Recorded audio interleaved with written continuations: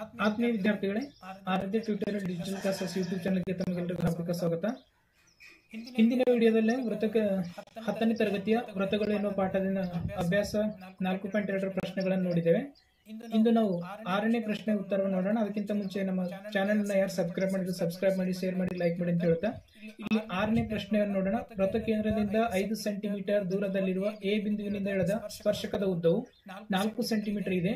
ವೃತ್ತದ ತ್ರಿಜ್ಯದ ಉದ್ದವು ಕಂಡುಹಿಡಿಯಿರಿ ಅಂತ ಹೇಳ್ಕೊಟ್ಟಿದ್ದಾರೆ. ಇಲ್ಲಿ ಚಿತ್ರವನ್ನು ಗಮನಿಸಬೇಕು.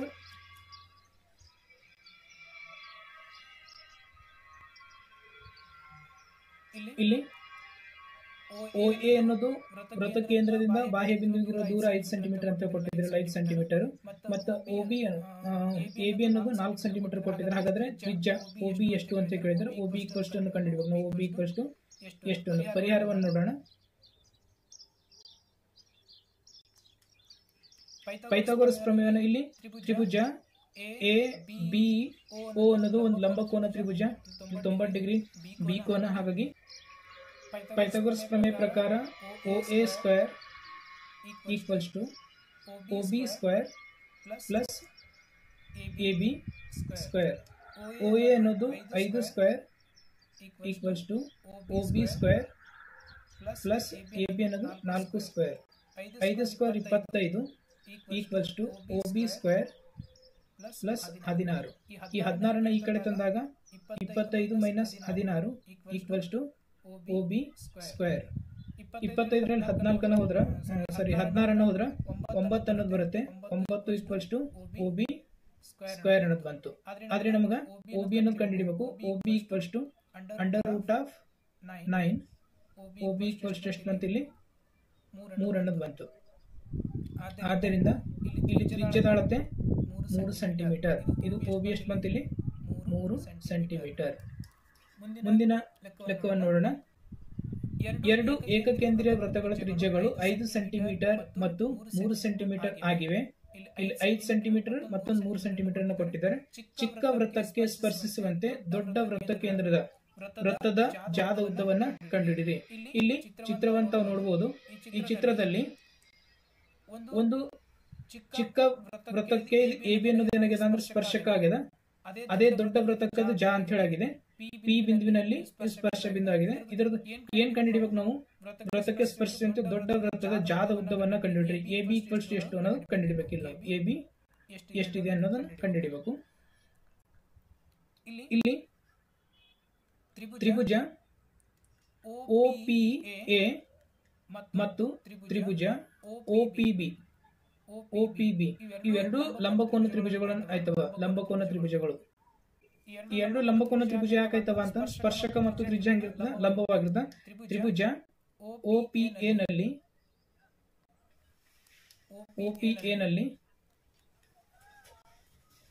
OA ಏನದ ಅಂತಂದ್ರ ದೊಡ್ಡ ವೃತ್ತದ ತ್ರಿಜ್ಯ. ದೊಡ್ಡ ವೃತ್ತದ ತ್ರಿಜ್ಯ ಎಷ್ಟು ಕೊಟ್ಟರೆ? ಇಲ್ಲಿ ಏಕಕೇಂದ್ರೀಯ ವೃತ್ತದ ದೊಡ್ಡ ವೃತ್ತದ ತ್ರಿಜ್ಯ 5 ಸೆಂಟಿಮೀಟರ್ ಕೊಟ್ಟರೆ ಇದು 5 ಸೆಂಟಿಮೀಟರ್. ಮತ್ತು ಚಿಕ್ಕ ವೃತ್ತದ ತ್ರಿಜ್ಯ ಏನಾಗಿದೆ ಅಂದ್ರೆ OP. ಇದು OP ಅನ್ನೋದು 3 ಸೆಂಟಿಮೀಟರ್ ಕೊಟ್ಟಿದ್ದಾರೆ. 3 ಸೆಂಟಿಮೀಟರ್, ಇದು 5 ಸೆಂಟಿಮೀಟರ್. ಇಲ್ಲಿ ನಾವು ಗಮನಿಸಿದಾಗ, ಚಿತ್ರದಲ್ಲಿ ಗಮನಿಸಿದಾಗ ಈ OPA ಅನ್ನೋದು ಒಂದು ಲಂಬಕೋನ ತ್ರಿಭುಜ ಐತ.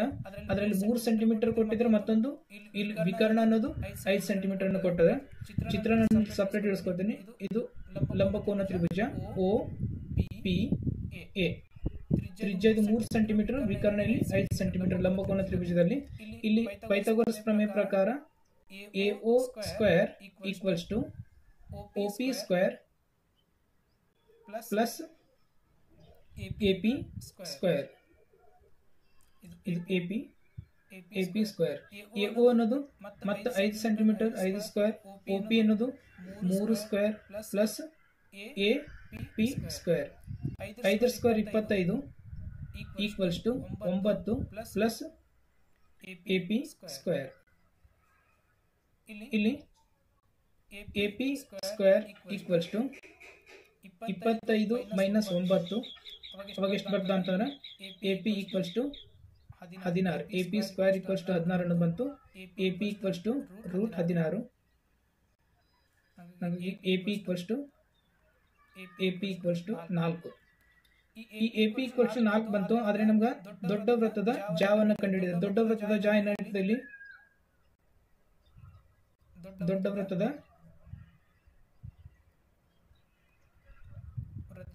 ಜ ದೊಡ್ಡ ವೃತ್ತದ ಜ ಎ ಬಿ ಇದೆ. ಎ ಬಿ ಅನ್ನೋದು ಹೆಂಗಾಯ್ತು ಇಲ್ಲಿ A P plus P B. A P ಅನ್ನೋದು 4 ಸೆಂಟಿಮೀಟರ್ ಬಂದ, ಪಿ ಬಿ ಅನ್ನೋದು 4 ಸೆಂಟಿಮೀಟರ್ ಇರ್ತದ. ಯಾಕಂತಂದ್ರ ಇಲ್ಲಿ ನಾವು ಒಂದು ವೃತ್ತಕ್ಕ ಲಂಬವಾಗಿ ಎಳೆದೇವು ಅಂತಂದ್ರ ಅದು 2 ಭಾಗವಾಗಿ ಮಾಡ್ತದ. ಅದು ವೃತ್ತ ಕೇಂದ್ರದಿಂದ ಲಂಬವಾಗಿ ಎಳೆದಿದ್ದೆವು. ಇಲ್ಲಿ ತಾವು ನೋಡಬಹುದು, ಇಲ್ಲಿ ಇದು ವೃತ್ತ ಕೇಂದ್ರದಿಂದ ಈ ಜಾಗೆ ಲಂಬ ಎಳೆದಿದ್ದ ನೋಡಿದ್ರೆ 2 ಭಾಗಗಳನ್ನು ಸಮನಾಗಿ ಮಾಡ್ತಾ, ಹಾಗಾಗಿ ಇವೆರಡು ಈಕ್ವಲ್ ಇರ್ತವ. ಅವು ಎರಡನ್ನು ಕೂಡಿಸಿದಾಗ ಎಷ್ಟು ಬರ್ತದೆ ಇಲ್ಲಿ ಅಂತಂದ್ರೆ ಇಲ್ಲಿ 4 + 4 8 ಸೆಂಟಿಮೀಟರ್. ಆದ್ದರಿಂದ ಎ ಬಿ ದೊಡ್ಡ ವೃತ್ತದ ಜಾದ ಉದ್ದ ಎಷ್ಟು ಬರ್ತದೆ 8 ಸೆಂಟಿಮೀಟರ್. 8ನೇ ಪ್ರಶ್ನೆ, ಎಬಿಸಿಡಿ ಚತುರ್ಭುಜದಲ್ಲಿ ವೃತ್ತವು ಅಂತಸ್ಥವಾಗಿದೆ. ಈ ಚಿತ್ರವನ್ನು ಕೊಟ್ಟಿದ್ದ ಚಿತ್ರವನ್ನು ನೋಡಬೇಕು. A B plus C D equals to A D plus. ನಾವು ಈಗಾಗಲೇ ನಮ್ಗೆ ಗೊತ್ತು 4.2 ಪ್ರಮೇಯದಲ್ಲಿ ನಾವು ನೋಡಿದ್ದೇವೆ. ವೃತ್ತದ ಬಾಹ್ಯ ಬಿಂದುವಿನಿಂದ ವೃತ್ತಕ್ಕೆ ಎಳೆದ ಸ್ಪರ್ಶಕಗಳ ಉದ್ದವು ಹೆಂಗಿರ್ತದ ಅಂತಂದ್ರೆ ಸಮನಾಗಿರುತ್ತದೆ. ಇಲ್ಲಿ 2 ಸ್ಪರ್ಶಗಳು, 2 ಸ್ಪರ್ಶಕ ಉದ್ದವು ಸಮನಾಗಿರುತ್ತದೆ. ಇಲ್ಲಿ ಬಾಹ್ಯ ಬಿಂದುಗಳು ಎಷ್ಟವ ಈ ಚಿತ್ರದಲ್ಲಿ ಅಂತಂದ್ರೆ ಎ ಅನ್ನೋದೊಂದು ಬಾಹ್ಯ ಬಿಂದು, ಬಿ, ಸಿ ಮತ್ತು ಡಿ. ಇಲ್ಲಿ 4 ಬಾಹ್ಯ ಬಿಂದುಗಳು. 4 ಬಾಹ್ಯ ಬಿಂದುವಿನಿಂದ ವೃತ್ತಕ್ಕೆ ಎಳೆದ ಸ್ಪರ್ಶಗಳು ಎಷ್ಟೈತವ ಅಂತಂದ್ರೆ 8 ಐತವ. 4 × 8. ಇದು ಒಂದು ಎ ಪಿ ಅನ್ನೋದೊಂದು ಸ್ಪರ್ಶಕ ಮತ್ತು ಎ ಎಸ್ ಅನ್ನೋದೊಂದು ಸ್ಪರ್ಶಕ. ಇಲ್ಲಿ ಎ ಪಿ ಮತ್ತು ಎ ಎಸ್ ಎರಡು ಈಕ್ವಲ್ ಆಗಿರ್ತವೆ. ಯಾಕಂದ್ರೆ ಬಾಹ್ಯ ಬಿಂದುವಿನ ವೃತ್ತಕ್ಕೆ ಎಳೆದ ಸ್ಪರ್ಶಗಳು ಸಮನಾಗಿರುತ್ತವೆ.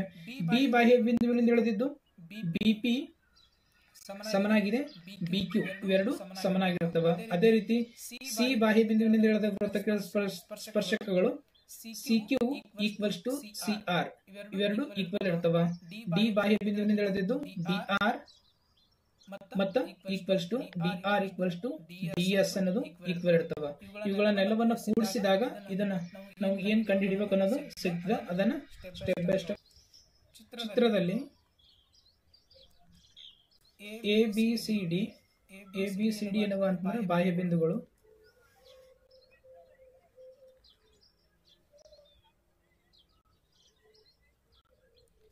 ಎ ಬಿ ಸಿ ಡಿ ಬಾಹ್ಯ ಬಿಂದುವಿನಿಂದ ಇದು ಓ ವೃತ್ತ ಕೇಂದ್ರ ಅಂತ ತಿಳ್ಕೊಳ್ಳೋಣ.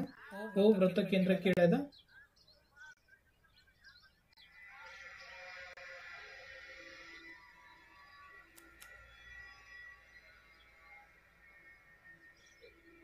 ಸ್ಪರ್ಶಕಗಳು. ಇಲ್ಲಿ ನಾವು ಏನ್ ಗಮನಿಸಬೇಕಂತಂದ್ರ ಎ ಬಿ ಮತ್ತು ಸಿ ಡಿ, ಈ ಎ ಬಿ ಬಾಹು ಮತ್ತು ಸಿ ಡಿ ಬಾಹು ಒಂದ್ ಸೈಡ್ ಬರ್ಬೇಕು, ಎಲ್ ಎಚ್ ಎಸ್ ಸೈಡ್, ಅವುಗಳ ಮೊತ್ತ. ಮತ್ತು ಇನ್ನೊಂದು ಎ ಡಿ ಬಾಹು ಮತ್ತು ಬಿ ಸಿ ಬಾಹು ಆರ್ ಎಚ್ ಎಸ್ ಸೈಡ್ ಅನ್ನು ಬರ್ಬೇಕು, ಇವುಗಳ ಮೊತ್ತ ಆರ್ ಎಚ್ ಎಸ್ ಸೈಡ್ ಬರಬೇಕು. ಆ ರೀತಿ ನಾವು ಇಲ್ಲಿ ಅಡ್ಜಸ್ಟ್ಮೆಂಟ್ ಮಾಡಿ ಬರ್ಕೊಳ್ಬೇಕು. ಇಲ್ಲಿ ನಾನು ಯಾವ ರೀತಿ ಬರ್ಕೊಳ್ತೀನಿ ಅಂತಂದ್ರೆ A P equals to A S, A P equals to A S. ಈ ಎರಡು ಬಾಹುಗಳೇನಾಗಿರ್ತವ ಸಮನಾಗಿರ್ತವೆ. ಬಾಹ್ಯ ಬಿಂದುವಿನ ವೃತ್ತಕ್ಕೆ ಸ್ಪರ್ಶಗಳ ಉದ್ದವು ಸಮನಾಗಿರ್ತದೆ. ಅದೇ ರೀತಿ B P equals to B Q. ಯಾಕೆ ಹಿಂಗ ಅಂತಂದ್ರೆ ಬಿ ಬಾಹ್ಯ ಬಿಂದುವಿನಿಂದ ವೃತ್ತಕ್ಕೆ ಎಳೆದ ಸ್ಪರ್ಶಗಳು ಸಮನಾಗಿರುತ್ತವೆ. ಇಲ್ಲಿ ನೋಡ್ರಿ ಎ ಪಿ ಮತ್ತು ಬಿ ಪಿ ಅನ್ನು ಜೋಡಿಸಿದಾಗ ಎ ಬಿ ಅನ್ನೋದು ಬಂತು. ಅದೇ ರೀತಿ ನಮ್ಗೆ ನೆಕ್ಸ್ಟ್ ಏನ್ ಬರಬೇಕು, ಸಿ ಡಿ ಅನ್ನೋದು ಬರಬೇಕು. ಡೈರೆಕ್ಟ್ ನಾವು ಇಲ್ಲಿ ಸಿ ಬಾಹ್ಯ ಬಿಂದು ತಗೊಳ್ಳೋಣ. ಸಿ ಆರ್ ಎದಕ್ಕೆ ಈಕ್ವಲ್ ಆಗಿರ್ತದ, ಸಿ ಕ್ಯೂ ಈಕ್ವಲ್ ಆಗಿರ್ತದ. ಅದೇ ರೀತಿ ಡಿ ಆರ್ ಅನ್ನೋದು ಇಲ್ಲಿ ಡಿ ಆರ್ ಅನ್ನೋದು ಎದಕ್ಕೆ ಈಕ್ವಲ್ ಇರ್ತದ ಅಂತಂದ್ರ ಡಿ ಎಸ್ ಈಕ್ವಲ್ ಇರ್ತದ. ಇವೆಲ್ಲಕ್ಕ ರೀಸನ್ ಏನು ಅಂತಂದ್ರೆ ಇಲ್ಲಿ ಮ್ಯಾಲ್ ಬರ್ತಿದೇವಲ್ಲ ನಾವು ಎ ಬಿ ಸಿ ಡಿ ಬಾಹ್ಯ ಬಿಂದುವಿನಿಂದ ವೃತ್ತಕ್ಕೆ ಎಳೆದ ಸ್ಪರ್ಶಗಳ ಉದ್ದವು ಸಮನಾಗಿರ್ತವೆ ಅಂತ ಹೇಳಿ. ಎ ಬಿ ಸಿ ಡಿ 4 ಬಾಹ್ಯ ಬಿಂದುಗಳು, ಅವುಗಳ ಪ್ರತ್ಯೇಕವಾಗಿ ಒಂದು ಸ್ಪರ್ಶಗಳ ಉದ್ದವು ಸಮನಾಗಿರುತ್ತವೆ.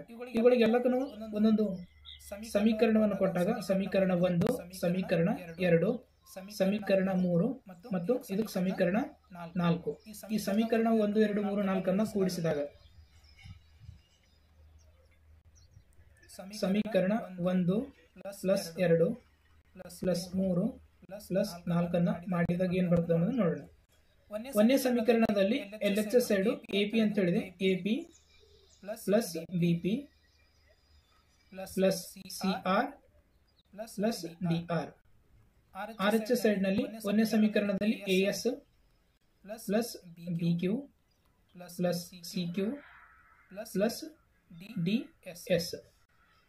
ಎಪಿ ಮತ್ತು ಬಿಪಿ ಅನ್ನ ಕೂಡಿಸಿದಾಗ ಈ ಚಿತ್ರದ ನೋಡ್ಬೇಕು, ಎಪಿ ಮತ್ತು ಬಿಪಿ ಅನ್ನು ಕೂಡಿಸಿದಾಗ ಏನ್ ಬರ್ತದ, ಎಬಿ ಅನ್ನೋದು ಬರ್ತದೆ. ಇವೆರಡನ್ನು ಕೂಡಿಸಿದಾಗ ಎಬಿ ಪ್ಲಸ್ ಸಿ ಆರ್ ಮತ್ತು ಡಿ ಆರ್ ಅನ್ನು ಕೂಡಿಸಿದಾಗ ಚಿತ್ರದಲ್ಲಿ ನೋಡ್ರಿ, ಸಿ ಆರ್ ಮತ್ತು ಡಿ ಆರ್ ಅನ್ನು ಕೂಡಿಸಿದಾಗ ಏನ್ ಬರ್ತದ, ಸಿ ಡಿ ಅನ್ನೋದು ಬರ್ತದೆ, ಸಿ ಡಿ ಅಥವಾ ಡಿ ಸಿ. ಇನ್ನು R H S side A S ಮತ್ತು ಬಿ ಕ್ಯೂ ಅನ್ನು ಕೂಡಿಸ್ಲಕ್ ಬರಲ್ಲ, ಯಾಕಂದ್ರೆ ಬೇರೆ ಬೇರೆ ಬಾಹುಗಳವ. ಎ ಎಸ್ ಜೊತೆ ನಾವು ಡಿ ಎಸ್ ಬಾಹುವನ್ನು ಕೂಡಿಸಬೇಕು. ಎ ಎಸ್ ಮತ್ತು ಡಿ ಎಸ್ ಅನ್ನು ಕೂಡಿಸಿದಾಗ ಏನ್ ಬರ್ತದೆ, ಇಲ್ಲಿ ಎ ಡಿ ಅನ್ನೋದು ಬರ್ತದೆ. ಪ್ಲಸ್ ಬಿ ಕ್ಯೂ ಮತ್ತು ಸಿ ಕ್ಯೂ ಅನ್ನು ಕೂಡಿಸಿದಾಗ ಬಿ ಸಿ ಅನ್ನೋದು ಬರ್ತದೆ, ಬಿ ಸಿ. ಇದನ್ನ ಪ್ರಶ್ನೆ ಚಿತ್ರ 4.13ರಲ್ಲಿ, ಇದು 4.1 ಚಿತ್ರ. ಇದು ಓ ವೃತ್ತ ಕೇಂದ್ರ ಹೊಂದಿರುವ ವೃತ್ತಕ್ಕೆ ಎಕ್ಸ್ ವೈ ಮತ್ತು ಎಕ್ಸ್ ಡ್ಯಾಶ್ ವೈ ಡ್ಯಾಶ್ ಸಮಾಂತರ ಸ್ಪರ್ಶಕಗಳಾಗಿವೆ ಮತ್ತು ಸ್ಪರ್ಶ ಬಿಂದು ಸಿ ನಲ್ಲಿ ಎಳೆದ ಮತ್ತೊಂದು ಸ್ಪರ್ಶಕ ಎಬಿಯು ಎಕ್ಸ್ ಅನ್ನು ಎಕ್ಸ್ ವೈ ಅನ್ನು ಎ ಬಿಂದುವಿನಲ್ಲಿ ಮತ್ತು ಎಕ್ಸ್ ಡ್ಯಾಶ್ ವೈ ಡ್ಯಾಶ್ ಅನ್ನು ಬಿ ಬಿಂದುವಿನಲ್ಲಿ ಸಂಧಿಸುತ್ತದೆ. ಹಾಗಾದ್ರೆ ಎಒಬಿ ಈಕ್ವಲ್ಸ್ ಟು 90 ಎಂದು ಸಾಧಿಸಿ. ಈ ಚಿತ್ರವನ್ನು ತಾವು ಗಮನಿಸಬೇಕು. ಇಲ್ಲಿ 9ನೇ ಪ್ರಶ್ನೆ ಪರಿಹಾರವನ್ನು ನೋಡೋಣ. ಚಿತ್ರದಲ್ಲಿ ಓ ವೃತ್ತ ಕೇಂದ್ರ ಹೊಂದಿರುವ ಒಂದು ವೃತ್ತಕ್ಕೆ ಎಕ್ಸ್ ವೈ ಮತ್ತು ಎಕ್ಸ್ ಡ್ಯಾಶ್ ವೈ ಡ್ಯಾಶ್ ಸಮಾಂತರ ಸ್ಪರ್ಶಕಗಳಾಗಿವೆ ಮತ್ತು ಸ್ಪರ್ಶ ಬಿಂದು ಸಿ ನಲ್ಲಿ ಎಳೆದ ಮತ್ತೊಂದು ಸ್ಪರ್ಶಕ ಎಬಿಯು ಎಕ್ಸ್ ವೈ ಅನ್ನು ಎ ಬಿಂದುವಿನಲ್ಲಿ ಮತ್ತು ಎಕ್ಸ್ ಡ್ಯಾಶ್ ವೈ ಡ್ಯಾಶ್ ಅನ್ನು ಬಿ ಬಿಂದುವಿನಲ್ಲಿ ಛೇದಿಸುತ್ತದೆ. ಹಾಗಾದ್ರೆ ಎಒಬಿ ಈಕ್ವಲ್ಸ್ ಟು 90 ಡಿಗ್ರಿ ಎಂದು ಸಾಧಿಸಿ. ಇಲ್ಲೊಂದು ಸಿ ಬಿಂದು ಅಂತ ಕೊಟ್ಟಿದ್ದಾರೆ. ಇದು ಒಂದು ಚಿತ್ರವನ್ನು ಪರಿಹಾರ ಮಾಡೋಣ. ಇದಕ್ಕೆ ಚಿತ್ರದಲ್ಲಿ ತ್ರಿಭುಜ ಎ ಪಿ ಒ ಮತ್ತು ತ್ರಿಭುಜ ಎ ಸಿ ಒ ಗಳಲ್ಲಿ ಎರಡು ತ್ರಿಭುಜಗಳನ್ನು ಮಾತ್ರ ತಗೊಂಡಿನಿ. ಎ ಪಿ ಒ ಇದೊಂದು, ಎ ಪಿ ಒ ಮತ್ತು ಎ ಸಿ ಒ, ಇವೆರಡು ತ್ರಿಭುಜಗಳಲ್ಲಿ ಇಲ್ಲಿ A P equals to A C. ಇದು ಬಾಹ್ಯ ಬಿಂದುವಿನಿಂದ ವೃತ್ತಕ್ಕೆ ಎಳೆದ ಸ್ಪರ್ಶಗಳು ಸಮನಾಗಿರುತ್ತವೆ. ಎ ಅನ್ನೋದೊಂದು ಬಾಹ್ಯ ಬಿಂದು, ಅದರಿಂದ ಸ್ಪರ್ಶಗಳು ಸಮನಾಗಿರುತ್ತವೆ. ಅದೇ ರೀತಿ ಪಿಒ ಈಕ್ವಲ್ಸ್ ಟು ಒಸಿ, ಒಂದೇ ವೃತ್ತದ ತ್ರಿಜ್ಯಗಳು, ಒಂದೇ ವೃತ್ತದ ತ್ರಿಜ್ಯಗಳು. ಇನ್ನೊಂದು OA ಈಕ್ವಲ್ಸ್ ಟು OA, ಇದು ಸಾಮಾನ್ಯ ಬಾಹು.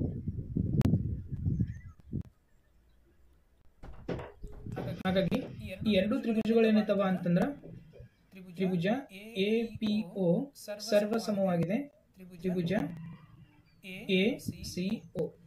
ಎರಡು ತ್ರಿಭುಜಗಳು ಸರ್ವಸಮ ಆಗಿದ್ರೆ ಇಲ್ಲಿ ಒಂದನೇ ಕೋನ ಅಂತ ತಗೊಳ್ಳೋಣ, ಇದು ಎರಡನೇ ಕೋನ.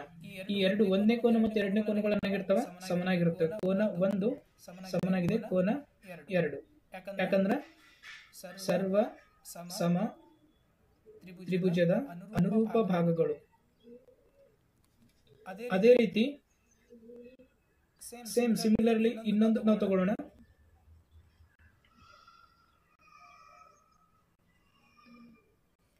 ಇನ್ನೊಂದು ಯಾವ್ದು ರೀತಿ ಅಂತಂದ್ರೆ ಇದೇ ಇನ್ನೊಂದು ಸಿಮಿಲರ್ಲಿ ತ್ರಿಭುಜ ಸಿಒಬಿ ಮತ್ತು ತ್ರಿಭುಜ QOB ಇವೆರಡೂ ಸರ್ವಸಮ ಆಯ್ತವ. ಇವುಗಳ ಅನುರೂಪ ಕೋನಗಳು ಯಾವುವು? 3 ಮತ್ತು 4. ಕೋನ 3 ಸಮನಾಗಿದೆ ಕೋನ 4. ಇದಕ್ಕೆ ಸಮೀಕರಣ 2, ಇದಕ್ಕೆ ಸಮೀಕರಣ 1 ಅಂತ ಹೇಳ್ಕೊಳ್ಳೋಣ. ಇದಕ್ಕೆ ಸಮೀಕರಣ 1. ಸಮೀಕರಣ 1 ಮತ್ತು 2 ಅನ್ನು ಕೂಡಿದಾಗ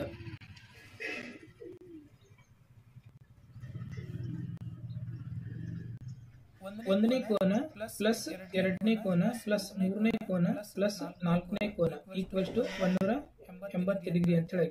ಯಾಕೆ 180 ಡಿಗ್ರಿ ಆಗ್ತದೆ ಅಂತಂದ್ರೆ POQ ಅನ್ನೋದು ಇಲ್ಲಿ ಒಂದು ವ್ಯಾಸ, POQ ಅನ್ನೋದೊಂದು ವ್ಯಾಸ ಆಗ್ತದೆ. ವ್ಯಾಸ ಯಾಕೆ ವ್ಯಾಸ ಆಗ್ತದೆ ಅಂದ್ರೆ ನಾವು ಈಗಾಗಲೇ ಹಿಂದಿನ ವಿಡಿಯೋದಲ್ಲಿ ಚರ್ಚೆ ಮಾಡಿದ್ದೇವೆ. ಒಂದು ಸಮಾಂತರ ಸ್ಪರ್ಶಗಳ ನಡುವಿನ ರೇಖೆಗಳನ್ನು ಇರ್ತದೆ ಎರಡು ತ್ರಿಜ್ಯಗಳು, ವ್ಯಾಸನೇ ಆಗ್ಬೇಕು ಕಂಪಲ್ಸರಿ. POQ ಅನ್ನೋದು ವ್ಯಾಸ, ಹಾಗಾಗಿ 180 ಡಿಗ್ರಿ.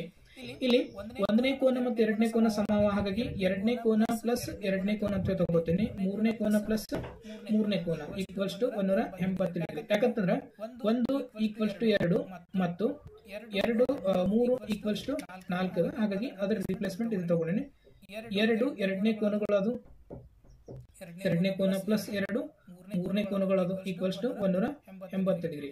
ಇಲ್ಲಿ 2 ಅನ್ನೋದು ಕಾಮನ್ ತೆಗೆದಾಗ ಎರಡನೇ ಕೋನ ಪ್ಲಸ್ ಮೂರನೇ ಕೋನ ಈಕ್ವಲ್ಸ್ ಟು 180 ಡಿಗ್ರಿ. 2ರಿಂದ ಆ ಕಡೆ ಭಾಗಿಸಿದಾಗ ಎರಡನೇ ಕೋನ ಪ್ಲಸ್ ಮೂರನೇ ಕೋನ ಈಕ್ವಲ್ಸ್ ಟು 90 ಡಿಗ್ರಿ ಅನ್ನೋದು ಬರ್ತದೆ. ಎರಡನೇ ಕೋನ ಮೂರನೇ ಕೋನವನ್ನು ಕೂಡಿಸಿ ನೋಡ್ರಿ ಇಲ್ಲಿ ಚಿತ್ರದಲ್ಲಿ. ಇದು ಎ ಒ ಬಿ, ಇವೆರಡು ಕೋನಗಳನ್ನು ಕೂಡಿಸಿದಾಗ ಎ ಒ ಬಿ ಅನ್ನೋದು ಬರ್ತದೆ. A O B equals to 90 degree. ಇದನ್ನು ನಾವು ಸಾಧಿಸಬೇಕಿತ್ತು, ಸಾಧಿಸಿದ್ದೇವೆ. ವಿಡಿಯೋನ ಇಷ್ಟ ಆದರೆ ಲೈಕ್ ಮಾಡಿ, ಶೇರ್ ಮಾಡಿ, ಸಬ್ಸ್ಕ್ರೈಬ್ ಮಾಡಿ. ಧನ್ಯವಾದಗಳು. ಮುಂದಿನ 10ನೇ ಪ್ರಶ್ನೆ 10, 11, 12